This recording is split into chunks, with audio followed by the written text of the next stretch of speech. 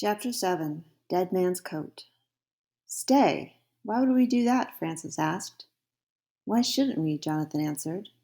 Were any of us really that happy out there? I mean, we've got a chance here. We can live here without grown ups, without rules. Not forever, just for a while. We could live here, free, doing whatever we want. Eyes blinked at him. Think about it, Jonathan argued desperately, knowing the boat was getting closer by the second. Out there, we're just troublemakers, punks. Here, we could be kings. You're crazy. No, he's not. The voice was Sebastian's. He pushed himself off the wall and faced them all. He's right. We've got a winning lotto ticket here, and we're just going to throw it away without spending any of it? The boys looked back and forth among each other. Don't you see? Sebastian demanded. How long have we all been here, besides Jonathan? 4 weeks? 6 weeks? 10?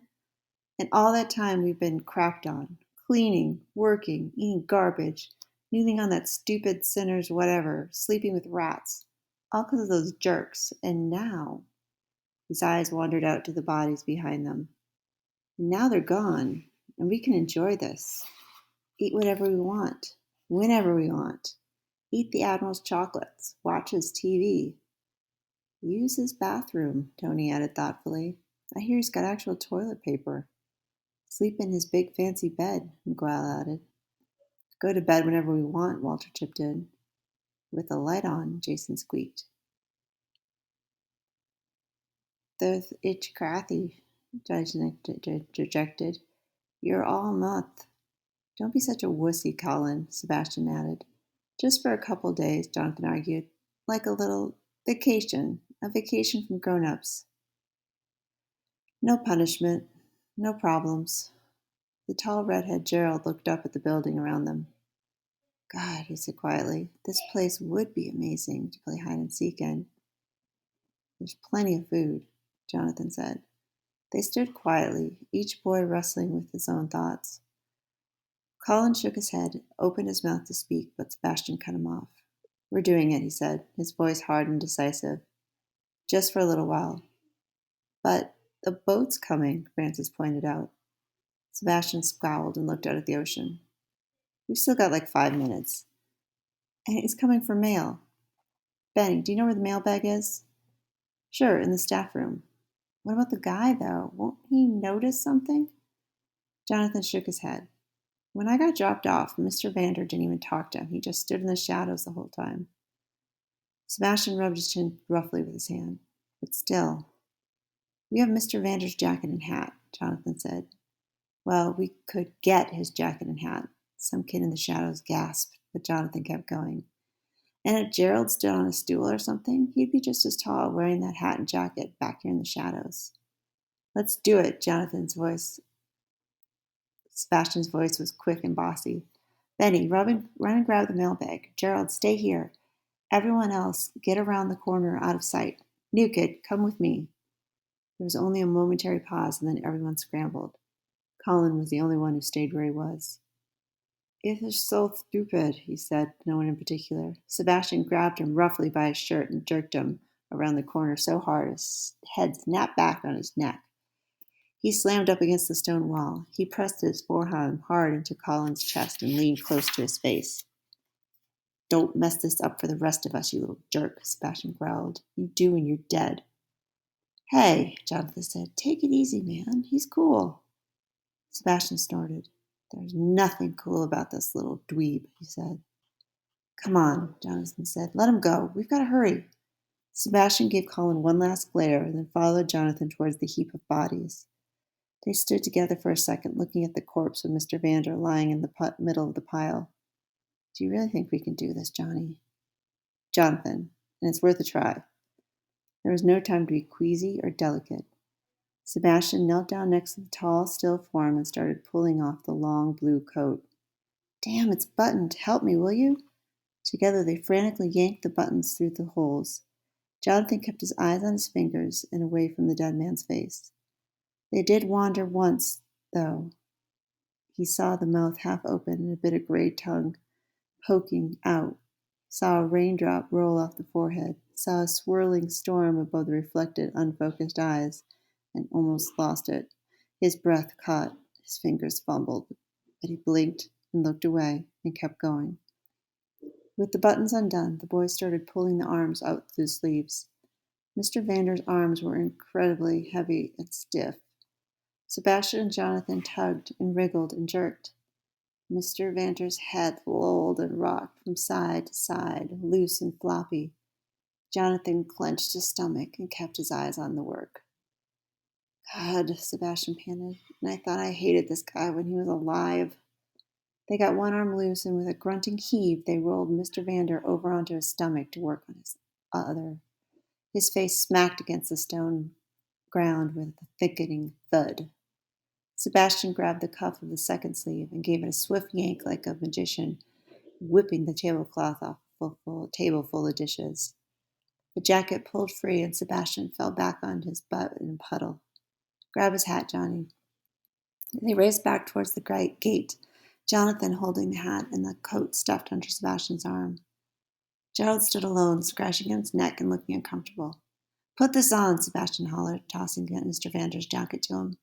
He ducked low, peering out towards the gate. He's almost here. Man, I don't know if I want to put on a dead man's coat. Sebastian shot him a dark look. Don't put it on and you'll be the dead guy. Do it, and all you got to do is stand there in the shadows. Big deal. Benny ran up, huffing and puffing, and a canvas bag slung over his shoulder. He tossed it on the ground at Sebastian's feet. Gerald grimaced and put the long coat on. He pinched it between his fingers like a dirty diaper. The bottom of the coat piled on the ground. Jonathan gave him an apologetic look and handed him the hat. Gerald closed his eyes and plopped it on his head. It dropped down onto his ears. Sebastian stepped down to take a look at him. Behind him, the sound of the boat got louder. Shoot! Sebastian exclaimed. We forgot the stool.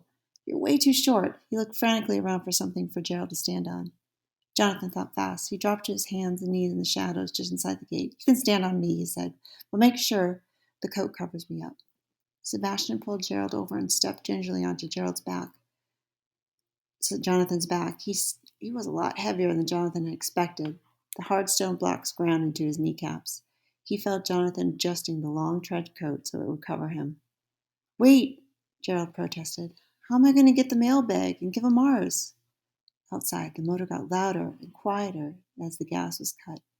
Sebastian, Jonathan hissed from the ground. You do the bags and try to stand between him and us. All right. What do I do if he talks to me? Gerald asked, his voice high and fast.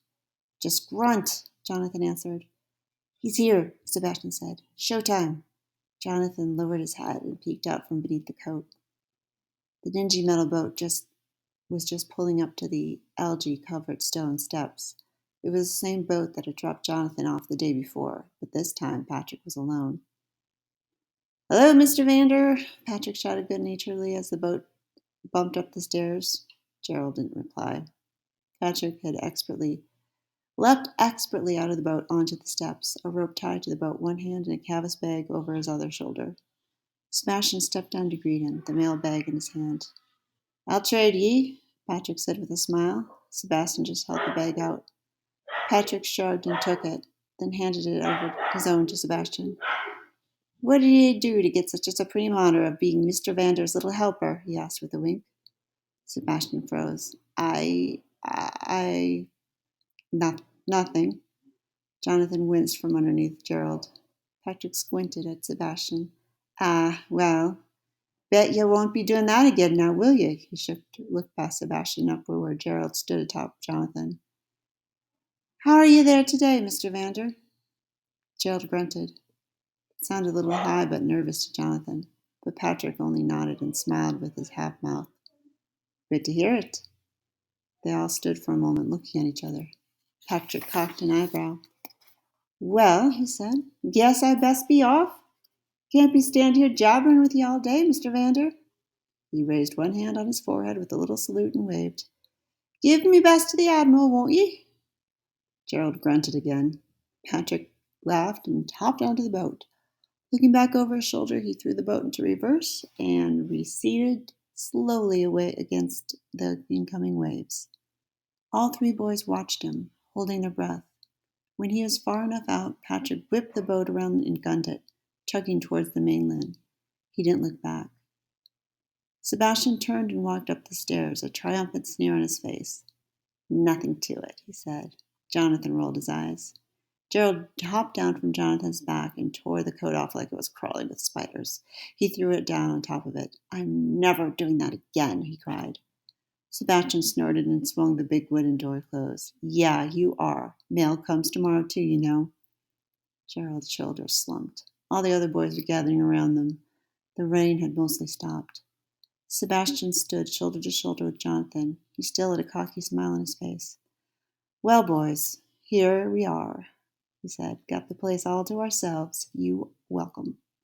They all stood looking at one another. A seagull shrieked from the top of the wall above them. Well then, Francis said, clearing his throat. What should we do now? Sebastian looked at Jonathan and smiled, then looked back at the circle of questioning faces. Whatever the hell we want, he said, and the grin widened even more. He cracked his knuckles and started walking through the circle, toward the door to the main building, the courtyard. There, Bathian, Colin called after him, stopping mid-step. What about the body?